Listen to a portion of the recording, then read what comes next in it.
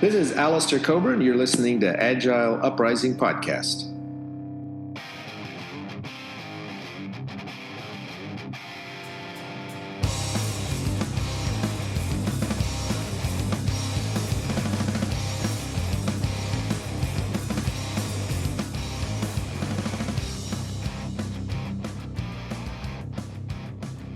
Hello and welcome to another edition of the Agile Uprising Podcast. I'm your host, Troy Lightfoot, and with me I have my co-host, Colleen Johnson. Hello, Colleen.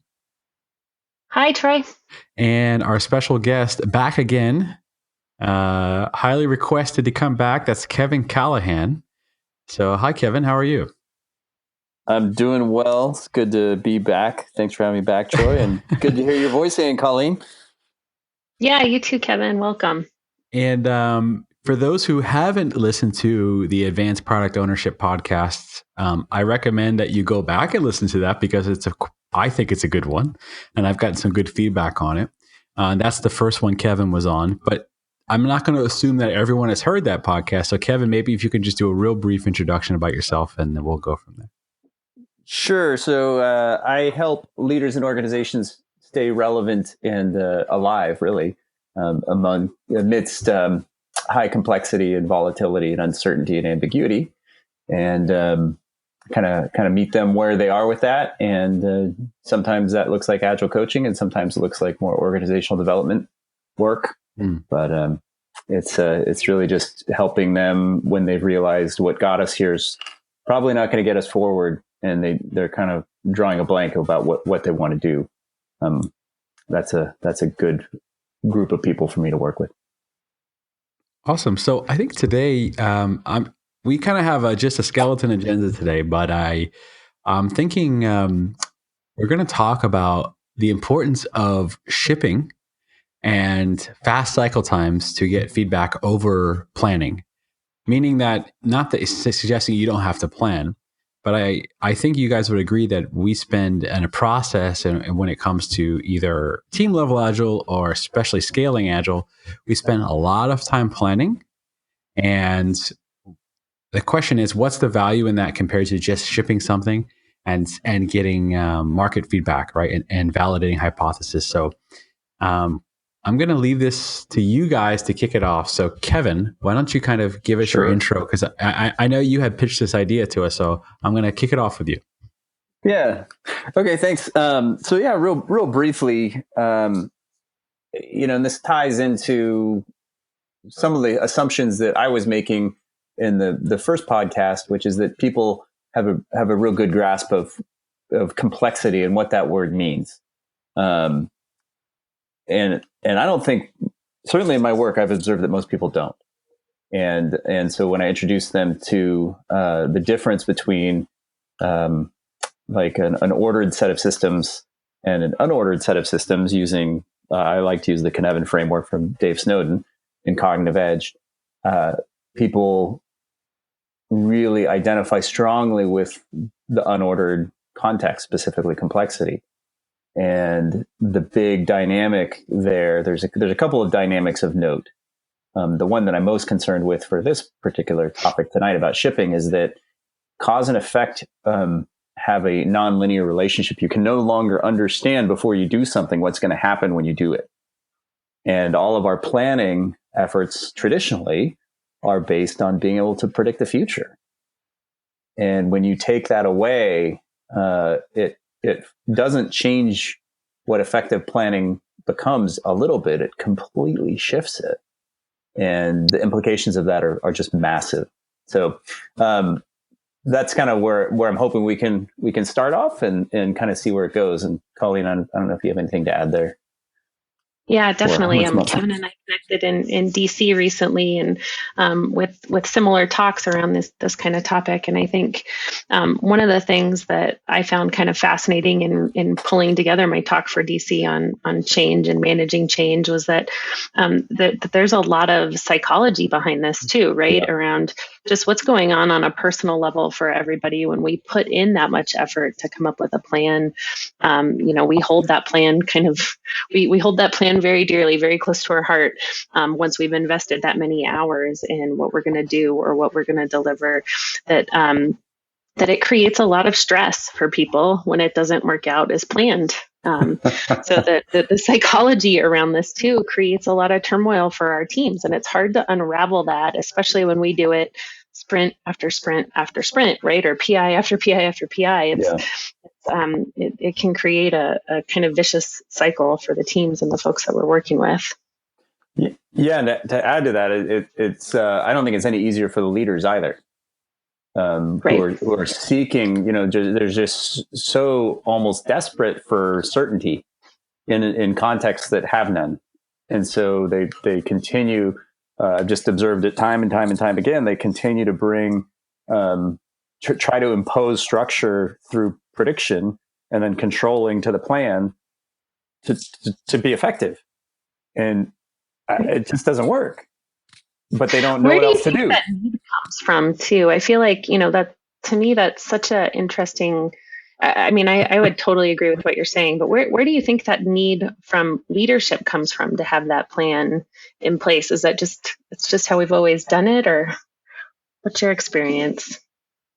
I think, my answer to that would refer back to the session that I led in DC that you participated in, Colleen, that hooks into the experiential learning model from David Kolb, and that there's a set of preferences for learning that they like structure. And that's a really powerful thing in the learning cycle, but it's fairly late, right? After you diverge, after you kind of do your analysis and your comparisons, you kind of create a whole field of options. You narrow those field of options down to ones that are good, coherent and safe to learn from and easy to recover from and don't impact your customers. I have kind of a list of 6 bullet points that I suggest for safe to, that are appropriate for running probes and experiments. And then only at that point do you decide between them.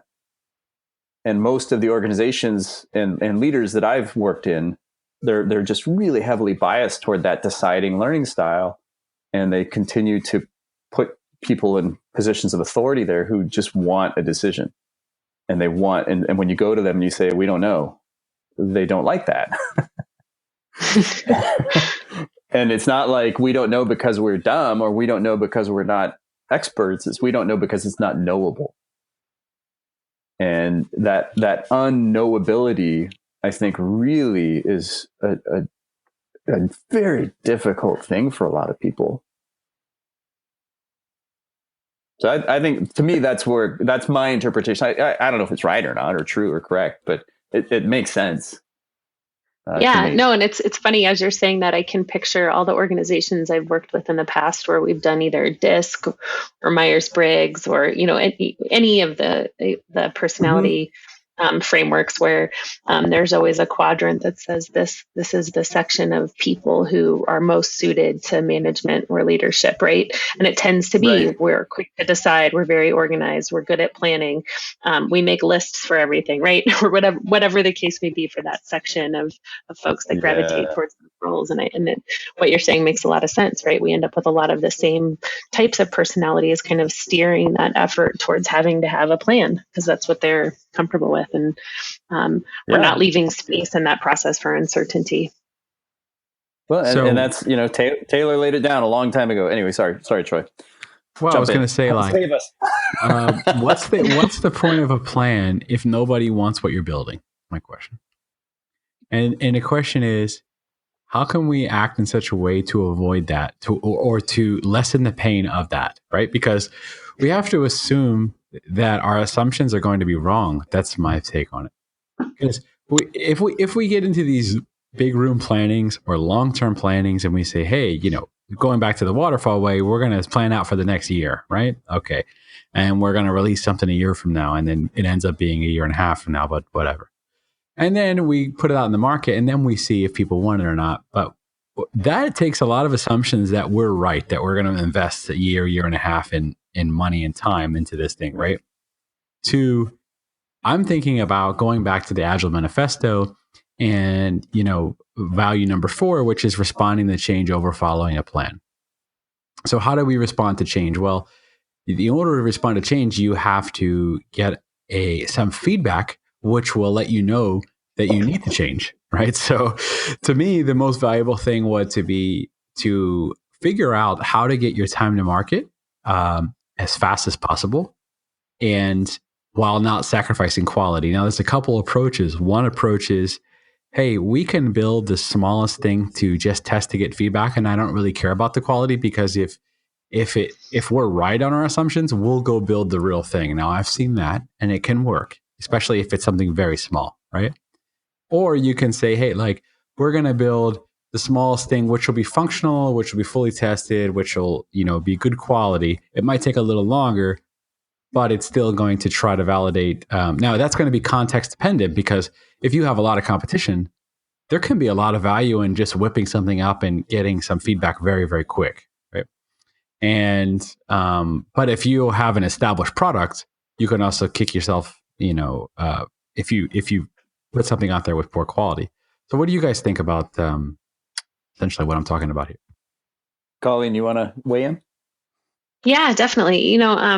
This is something I'm super passionate about in terms of creating the opportunity to do a lot of lean startup style customer centric experimentation before you ever invest in building anything. And unfortunately, I think for a lot of organizations, it takes shipping something expensive that takes a long time and a lot of money, and doesn't resonate with customers for them to learn this lesson, right? For you to have that example of like, let's not let this happen again. But this reminds me, what you're saying reminds me of the podcast we did with Jeff Patton and Jeff Godhelf, when Jeff Patton was talking about this very thing and said, production is the most expensive place for us to learn that we've delivered the right thing, because at that point, if it's not the right thing, we've spent a lot of money to figure that out. And I think some of it is that lesson, right? Hopefully, you don't have to learn it the hard way. But I think the other part is creating some time and space in your system and in your process to have that. Have the ability to do those experiments, right? So I think part of what we're talking about here is you have to let go a little bit of the certainty that we expect to have in planning, and instead create space to run experiments and review what comes out of those experiments, and then pull from that queue of options, or pull from that bucket of experiments to figure out what you're going to work on next. And that's less about planning and more about building a funnel in a way. Yeah, I like that. I think Jeff Patton, he's been one of my favorite thinkers around this stuff for a long time, for a lot of years. He's just so coherent and accessible in what he says, and just it's just so clear. I don't think we're saying let's not plan, because that's one of the big anti-patterns I hear. When maybe not so much now as a few years ago, when there was still early majority adoption of agile ways of working, but we're agile now, so we don't plan and we don't document anymore. Just like, wow, that sounds like a really bad idea. There's it's not that you don't do them. You just, again, you do them differently. And rather than having a concrete plan, we keep using this word options. There's a wonderful book called Commitment. It's a graphic novel all about managing project risk, and all about approaching that through options and scenario-based planning. And so it's the important thing for me is not that we don't plan, it's that you don't decide what is the one right plan, right? And you deploy as many as you can, as many as you can afford to, as quickly as you can, in ways that generate, as Taleb says in Anti-Fragile, small errors. Right? It's better to get like 1,000 small errors than one big one that's 1,000 times bigger than any of them. Right? That one big one's going to hurt. And those are the programs that I've been a part of. And it does hurt, because the price tag is, again, $250 million, $300 million flushed, gone, never coming back, with no benefit. Wow. Like, that's a lot of money. That is a lot of money. And thinking about, like, man, what are the things you could do with that money if you had deployed options and gone iteratively instead of big bang? It's, it's staggering, right? And those are the things that make me just kind of like hit my forehead with my palm, like, why do we keep doing this? We collectively as organizations in this country. So I'm going to chime in here if you don't mind, real quick. So let's get back to the basics, right? What's the point of software development team in the first place? So the point of a software development, right? Delivery for what purpose, right? Delivery value, customer value, right? Of making the company money, right? Okay, that's what the point of it is. It's not about story points. It's not about plans. It's not about any of that stuff, right? So at the end of the day, I'm just kind of recently been a little bit frustrated when it comes to the agile machine, right? Personally. And when it comes down to people being so focused on the process of agile and different processes, and agile itself doesn't even prescribe a process, but everyone thinks it's Scrum or it's scaled Scrum or safe or different things like that. And then they treat Kanban like it's some second class citizen where you have some team that does like maintenance work and you call them Kanban, and there's no whip limits. There's just a board and they just do whatever they want. Right. So that's a lot of the state of agile that, and I'm sure you guys have seen that experience. So the question is, I really think a focus on, and this ties back to our previous conversation, Kevin, is a focus on flow at every single level will enable us to get that delivery, to test if our assumptions are false or true, right? And are we on the right track to make the company money, right? Essentially, that's all we're talking about. So whether we call things story points, whether we sit in a room for 3 days and plan together, at the end of the day, none of that really matters. So this is just me speaking, unless we can get things out the door fast, and particularly with high quality, because you don't want to start just shipping stuff really fast and then having a bunch of tech debt and rework and bugs, and then the customers don't want to use the product, right? So there is a balance, obviously, between speed and quality, but and scalability, right? So maybe we can talk about, and we can go at any level you guys want. We can go team level, program, portfolio, whatever. But what are some tips for enabling this mindset of shipping over planning, right? Because we just talked about planning is important, like you need to plan. And I really think coming from a top-down approach when it's starting at vision, right? Vision and themes and roadmaps, but that roadmaps that are goal-oriented and data-driven and not plan-driven, if that makes any sense. Right? And that's, to me, that's, important to understand where you're going and where you could be going. But at the end of the day, what are the things that teams or organizations can do to start thinking about shipping over planning? And that would include, the ability to get things out the door quickly with high quality. That's my question to both. Okay. Can I go first? Yes, please. Go ahead. So one of the things that I, just a real basic concept that I like to introduce to anyone who will listen, whether it's team level, portfolio manager, whatever, is that when you're in complexity, there's two main value propositions. One of them is, of course, delivering working, valuable software. And of course, the people who get to determine what is valuable is the customer. So it doesn't even matter what we think.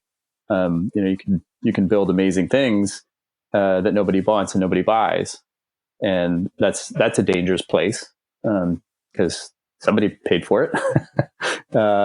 And the other value prop is knowledge and learning and discovery.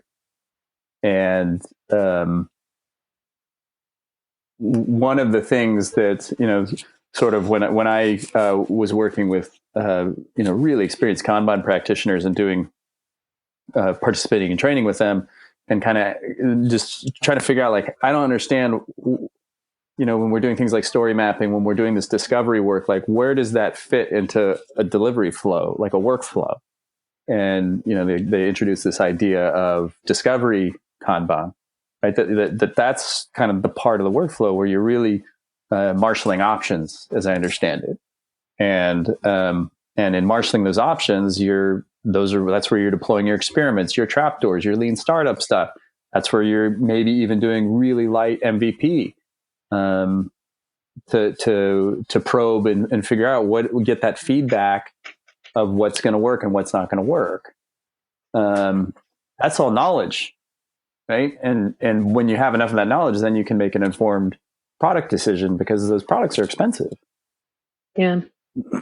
And the beautiful part about that too is you have to be willing to feel comfortable throwing some of that work away, right? You got to throw a lot of spaghetti at the wall to get something to stick. Yeah. So for organizations that are ready and have the maturity to embrace that kind of a model of creating kind of an options funnel or options queue through something like an upstream Kanban or discovery Kanban system. The other piece of that is it can't be one experiment or one test in the market per team or per program area, because you have to be able to throw some of those away. They should fail. Otherwise, we're not really, doesn't really seem like we're actually testing anything out all the way. Right.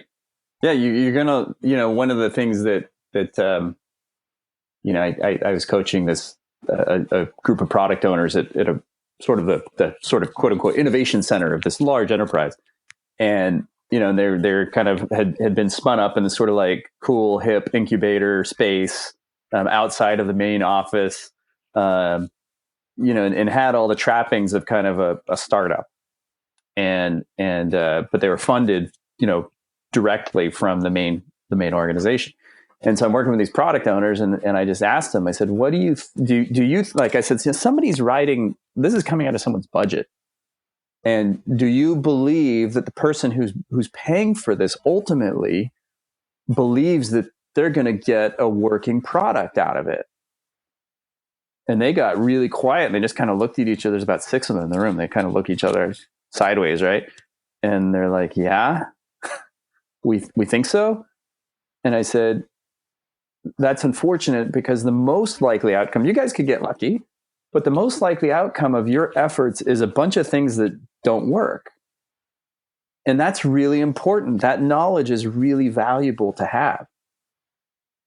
But it's only valuable if you haven't spent all your money to get it. And all your time. And is it, and I was like, and is it safe for you guys? Is it safe for you to go? Because my sense is you probably know the name of this person and where they are in that building. Could you go to the building and sit that person down and say, here's what we're actually up to with your money. Are you cool with it? And they're like, absolutely not. Right. That would be a suicide mission, right? Yeah. I mean, we were joking before we started recording about how this work as agile coaches is just rife with murdered messengers. I mean, they just get slaughtered. The truth is just so unpalatable to people that it's just they react and they just kind of get rid of the truth bearer rather than have the courage and the hard conversation to understand what's being discovered. Yeah, good point, Kevin. So that seems like a little bit of a rant there. I don't know where that went, but no, it's fine. I think no matter what level you're looking at, right? I mean, team level, portfolio program, whatever. Reducing WIP is one of the critical keys. So, like, the first thing you should probably do is visualize all your work, right? Number one, okay, and then start talking about, okay, let's not hide anything. Number one. Number two is, let's start looking at our work in progress. And a lot of people, we talk about that a lot as coaches or on podcasts or whatever. But maybe I'm thinking, maybe it doesn't resonate with people why it's so important. Maybe people that aren't lean minded or don't have a lean background, for example, right? So maybe we can talk real briefly about that. And Colleen, I'm going to leave that one to you since you are the queen of Kanban. Yeah. This is my favorite. I just did over here. Yeah, I did a new talk on this at Agile Midwest called "Why What Matters." I'm trying to flip the conversation a little bit more and try to get back. Like I said earlier about the psychology of why change is so painful. Why does everybody hate limiting their WIP so much? I can't say enough good things about Dominica DeGrandis's newish book, Making Work Visible. In that book, she talks a lot about why this is so hard for people, right? We don't want to say no. We don't want to let our team down. We want to seem like we're busy. We want to seem valuable. I think there's a lot of psychology in this too. But at the end of the day, I think, it's as you were saying all this, Troy, like my current client just went through all this Kanban training and Kanban rollout, and they love it. They're so excited, except for WIP limits. So one thing they were like, can we skip that part? And the part I'm really trying to help them understand is that this is for you, right? This is a tool for you to work more effectively, work more efficiently, to push back on changing priorities, push back when people are coming to you asking you to do 10 things at once. It's a tool for you. I'm trying to help you improve your working conditions, right? And I think that, that to me seems to be the thing that resonates the most with people in getting them to embrace adhering to WIP limit. If it's me telling them, this is why, and it'll reduce your cycle time and increase your throughput and yada yada yada. They're like, take a hike, lady. Right. No one's going to tell me what to do. I'm too valuable and too important and too busy to have less stuff on my plate. So, I think that's been the big learning thing for me over the last year or so, is that it has to be about them and what's in it for them. And I think pivoting that conversation to be, you can get all these benefits from limiting your WIP, but more importantly, this is about how you work and how to make your work life better and more productive and happier and less chaotic. And that seems to get people's attention more. And Kevin, before you go, let me just chime in here real quick with some kind of basics here. So for those unfamiliar, there's something called Little's Law, okay? And basically it states, simply put, okay, it's a little more complex than this, but simply put that, your average work in progress divided by your average throughput equals your average wait time or cycle time, right? That's the simplest way. So if you think about that, there's a couple ways you can reduce your cycle time. So remember, we're talking about cycle time. Now, different people have different definitions of cycle time depending on the context. Essentially, what we're talking about is time to market in this scenario. Okay. So how fast can you, by the time you start something till it's in a customer's hands? And we're going to call that cycle time for now. So now think about that. Now look at that equation, average work in progress over average throughput. So throughput is the number of items you can get done in any given amount of time. Okay, that you choose. So there's two ways to reduce that wait time, right? And to reduce your time to market.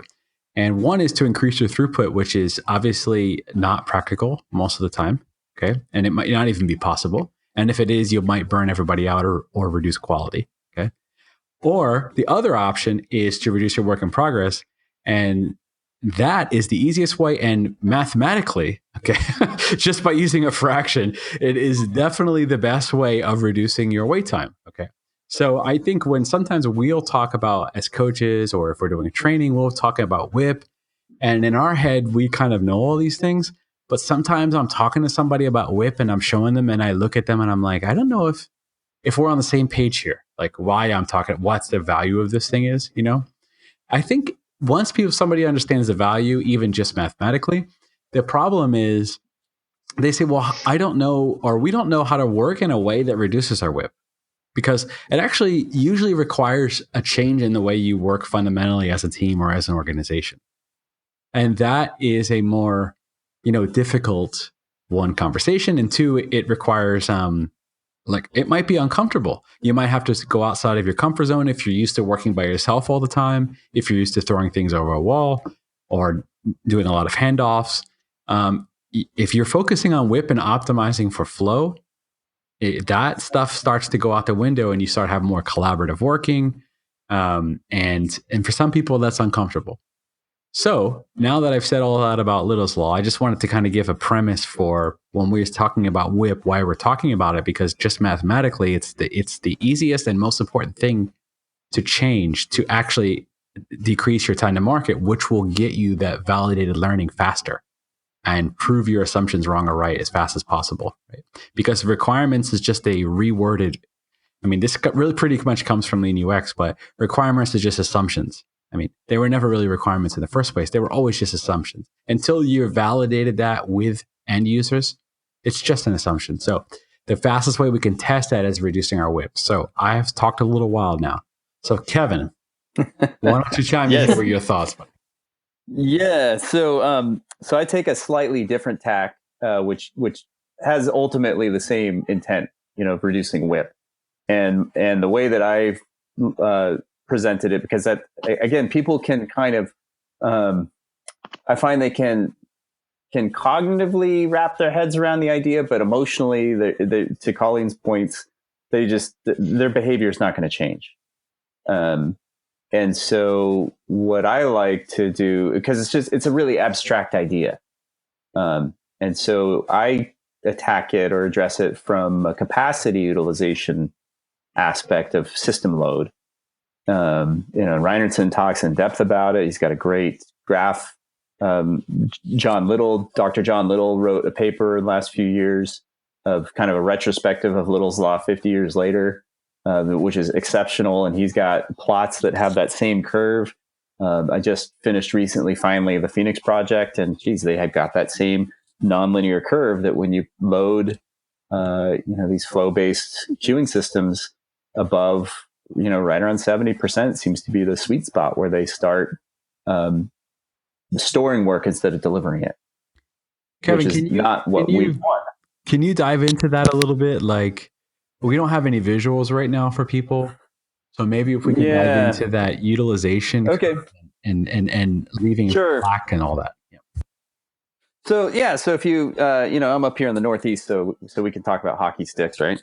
But if you think of the rough shape of a hockey stick, it's got a long handle that's pretty flat. Like if you laid that hockey stick down on the ground, and I don't know what the blade part that hits the puck is called, but if you laid it down so that was sticking up kind of like a fin in the air, and you were able to step back from it, you would notice that there's not a lot of change along that stick, and then all of a sudden there's a lot of change on that stick.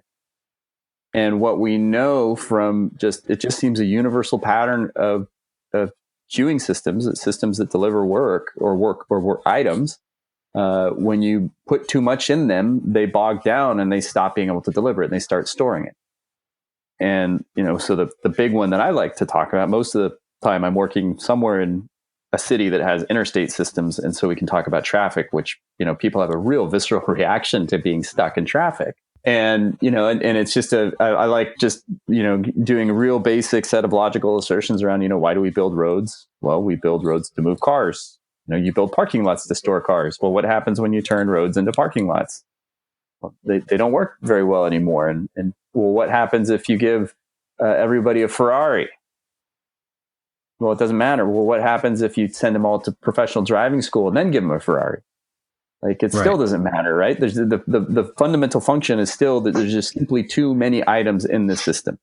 And until we allow that queue to break itself apart, you're not going to get anything out of it, no matter how many things you put in, or what practice. Nothing else matters, right? The only thing that matters is to reduce the capacity utilization of that system by starting less things. Kevin, but Troy, I did my work, and now I don't have any more work, so I need to pull more work.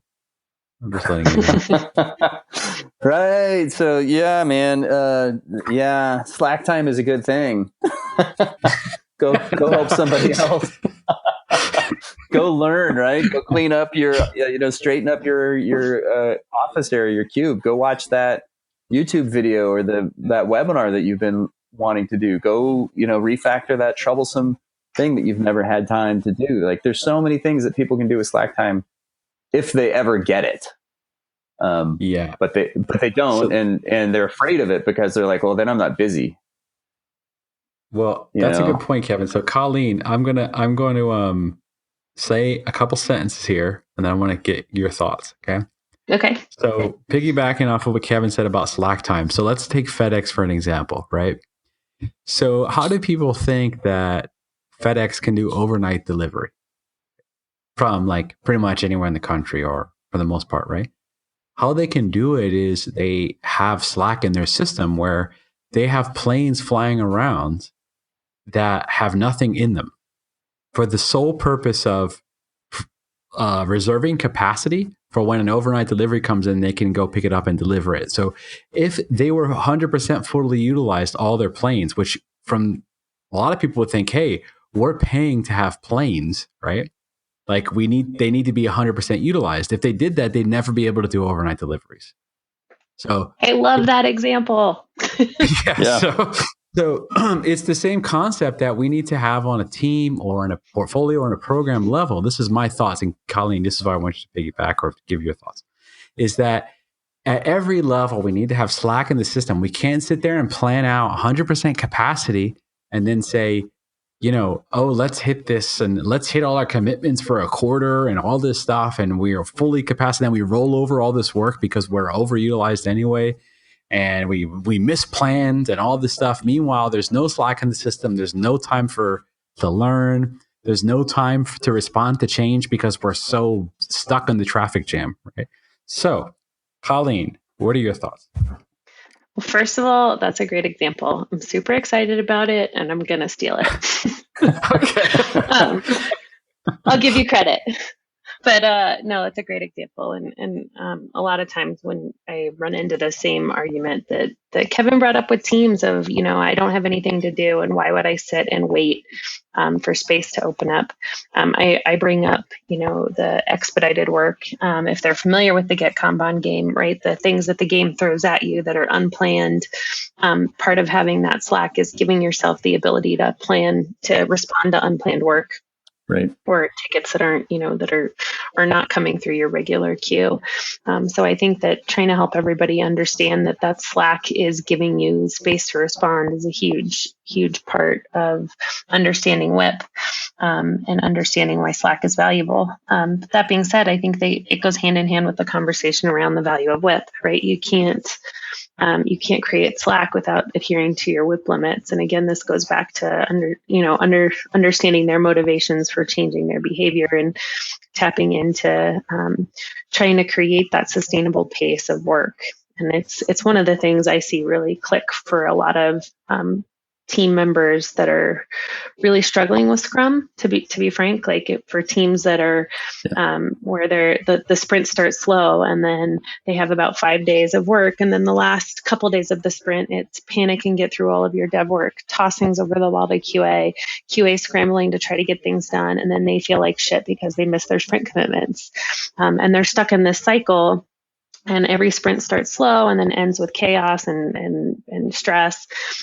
If you can really tap into them understanding that's can be managed and flattened out entirely through WIP limits and creating slack, then that's again going back to kind of the psychological motivation for change and creating that sustainable pace and happier work life. And Kevin, I'm going to throw it over to you real quick, but I just want to make a point on that, and then I'll leave it up to you for this next part. So a couple things about that is when it comes to WIP limits on teams, right? Remember I was talking about when you start introducing WIP limits, people feel uncomfortable because they have to potentially change the way they work, right? So, and if they don't know how to work collaboratively, if they never had, that's why it's good to have someone with some experience, a coach or a Scrum Master who's a coach who can, walk them through the processes of pair programming or mob programming or swarming or different ways of collaborating, right? And trying to make it effective. You don't want just 5 people sitting around a computer and 4 people are checking their phones the whole time, So it needs to be, structured process and some guidance there. That's one thing. Another thing I'm going to mention again, and I am going off a bit of a tangent here, but I don't care. It's fine. I can edit it out. No problem. So I was thinking about this and, when we introduce something like WIP limits, right? If we introduce some uncomfortable change, okay? Every team, is particularly agile teams, where we're not going to sit there and we're not doing project-based work as far as, matrixing people, right? We're saying we're going to have a team and we're going to have them together for a long time, right? For the most part, that's what we're saying. So that team essentially is its own product because that team has a cost every week, every 2 weeks, every day, right? So how do we make sure we're getting the highest return on investment on that product? Not only because they can build potentially any product theoretically, right? If they have the skill sets, but them themselves are a product, and we should be treating it like an investment. If we're paying this team as an entity to deliver work, we should treat it as an investment for continuous improvement, right? And introducing things like WIP limits is going to make people uncomfortable if they have siloed skill sets, if they've never worked collaboratively before. But you know what? There's something called, and I mentioned this on a previous podcast, there's something called hormesis, which is your body, biologically, it's your body's natural state of being challenged and growing stronger. So for instance, that's why your immune system goes stronger when you introduce inflammatory things to it, or that's why it's not a good idea, for instance, to never let your kid go outside and play because you're afraid they're going to get sick, because it's actually a good thing that they get a little bit of discomfort internally because their immune system goes stronger. That's one example, right? But that idea of hormesis, I believe, applies to a lot of things in human development, even cognitive. Because if we go stretch outside of our comfort zone and challenge ourselves, yeah, it may feel uncomfortable and we may fail, but you know what? If we're investing in the product of the team as an entity, as something that we want to make sure we're getting the highest return on investment for, then it's important to challenge ourselves and then grow. And the only way you grow is if you stretch, right? You have to stretch a little bit.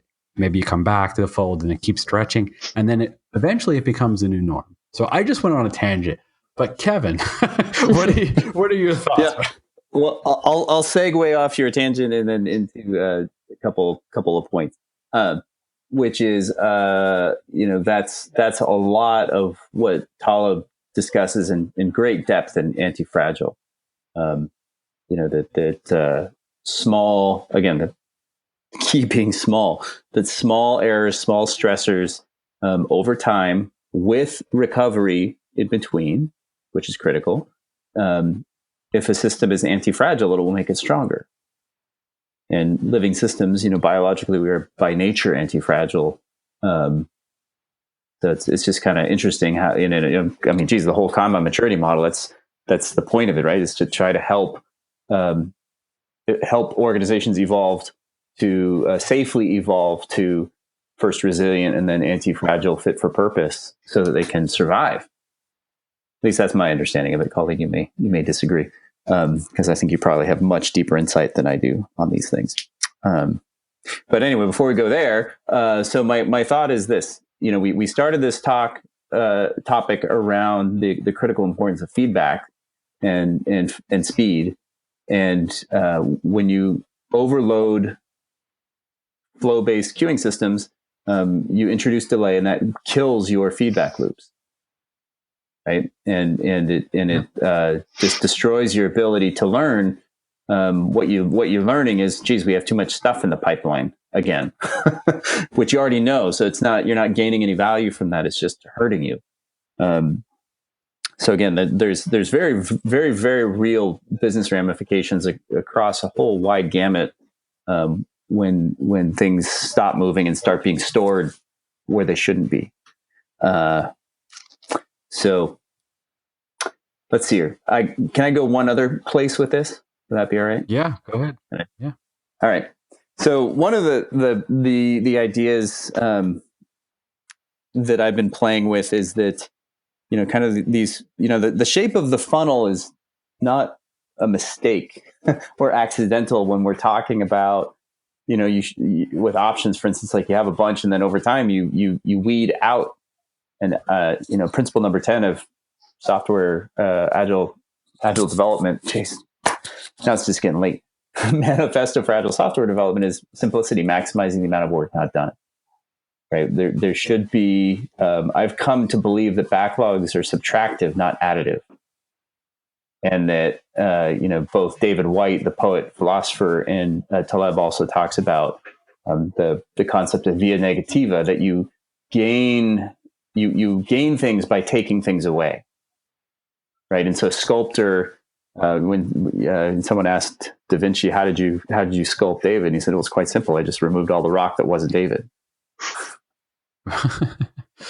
Right? Like when you want to build an amazing product, and you start with just like this massive amount of options and uncertainty and unknowing, rather than focus on maybe what is the right thing, sometimes it's a lot easier to focus on just get rid of the stuff that doesn't matter. Yeah, like Steve Jobs has this quote, and he says, "Focus is about saying no." Yeah, And right. Just like get rid of it, get rid of it, and get rid of it fast, because there's always going to be too much of it.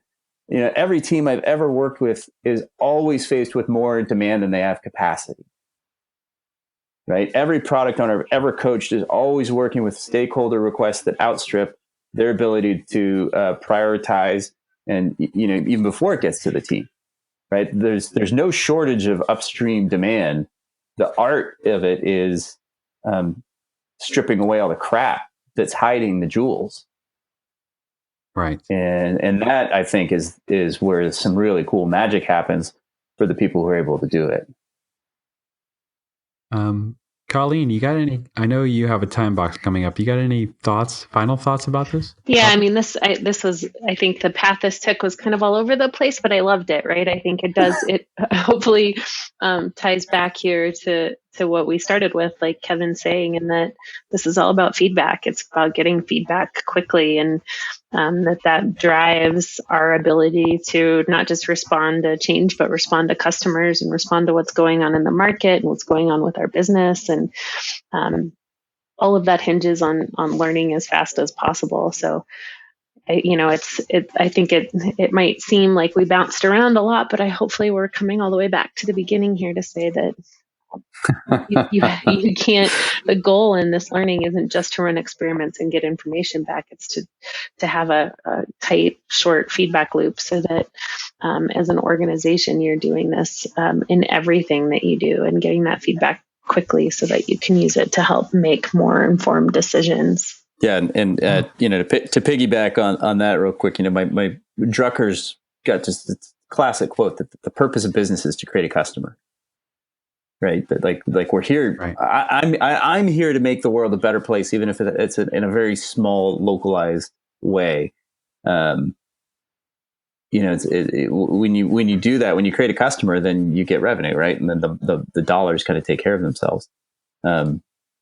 Oftentimes, what we're finding is like customers don't know what they want anymore. Like you gotta give them stuff to play with, and see where it goes. Right. And sometimes you don't get a second chance. Yep. Yeah. So like imagine, I know this is a longer example. I mean, a much longer lead time for them, but it's still, I think, a relevant example. Imagine Steve Jobs, going back to him, for example, he would have put out a survey or did some focus groups about what kind of phone do you want pre-iPhone, right? And what do you think people would have said? Oh, we want a phone that has back then all the phones were those Nokias or flip phones and all that, right? Right. So they probably would have just said, I want a better flip phone, right? And, these guys, they had this hypothesis that people would want no keyboard, right? Only touching. Okay. Like that's pretty revolutionary, because back then the most popular phone was the BlackBerry for a smartphone, right? So, and they came out with this, but if you remember the first iPhone, they released it with like super limited features compared to even some of the competition. So it didn't even have, I don't remember exactly, but it didn't have an app store, even though no other phones really had an app store at the time. But it had a lot of limited features. It wasn't even 3G. It was just like the Edge or whatever back then. And all the other phones were 3G. They basically limited to very, very small amount of features just to put this thing out and, in my opinion, see if their hypothesis is right about the direction that they want to go, right? Are people going to be able to use this thing in masses by only using gestures? And that was very revolutionary at the time. Yeah. So if they would have done some kind of surveys or focus groups, we probably would never, and they would have just done what the customers wanted, probably would have never even had an iPhone or the smartphones we have now, because a lot of companies kind of followed suit after that phone was successful. So that being said, think about that. For us delivering one simple user story, right, or one feature or whatever it is, it's a much less of an undertaking than making the first iPhone, right?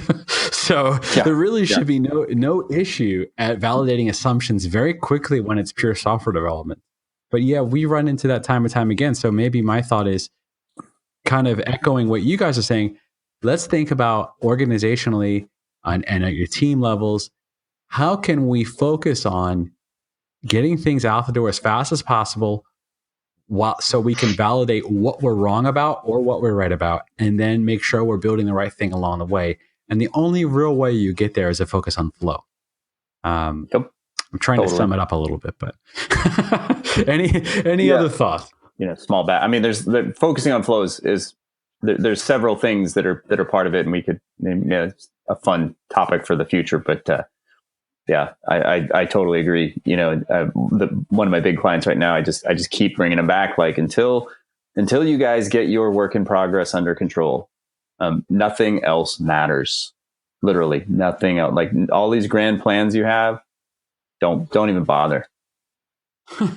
They're going nowhere. And it's just like, I just feel like a broken record, but they're finally starting to be like, yeah, you're right. Right. Anyway, Colleen, we're right up against the edge for you. I'd love to hear some any other closing thoughts. I know that you just had some a few minutes ago, but I think you guys wrapped this up nicely. And I think, I think Troy said there's a lot we could unpack here just in how do you get more flow efficiency. What are small changes you can make to work towards this? Because I think some of this can seem really daunting, right? Especially for teams that have gotten good at Scrum, right? They're working well in a Scrum framework, and why would they change? Why would they want to move to adopt some of these things? Or do they, maybe they don't have the freedom to pick to try Kanban, and they are stuck using the same framework that everybody else is. So I think we could definitely tack on some more conversations here around kind of small wins that you could start to introduce for your teams, whether you're great at Scrum or maybe you're in a safe model, and how can we start to trickle some of these behaviors in to help you with your flow efficiency and getting that feedback faster, regardless of what model or method you're using. Yeah. Sounds like another podcast is on the horizon. I like it. I love it. Well, thank you both. I really enjoyed this conversation. Kevin, if people want to reach out to you, find out more about you, where can they find you? So a couple of places. My website, interactionagility.com. That's the name of my company. You can also find me on LinkedIn, Kevin Callahan, spell that Callahan.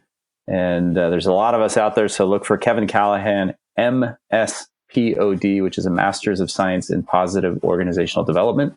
And I'd love to hear from folks. I've had some people reach out to me after the last Product Owner podcast, and it was really lovely. I've connected with people. I've gotten on the phone. It's been fun. So if you're out there listening to this, I'd love to hear from you. And Colleen, how about you? Where can we find you? Oh man. Well, I'm taking a little break from speaking for the holidays. But you can find me on Twitter at ScrumHive, or on the Agile Uprising Coalition site. And I love chatting about all things lean and Kanban. So feel free to ping me in either of those places with questions on how to get started implementing Kanban for your team or program or organization. Is your Twitter handle like ironic? Is that what that's supposed to be? Or? No, I mean, I started out as a Scrum Master in this space, and it's been about 10 years. And I actually had a blog with the same name at the time, and never changed it. It is ironic now.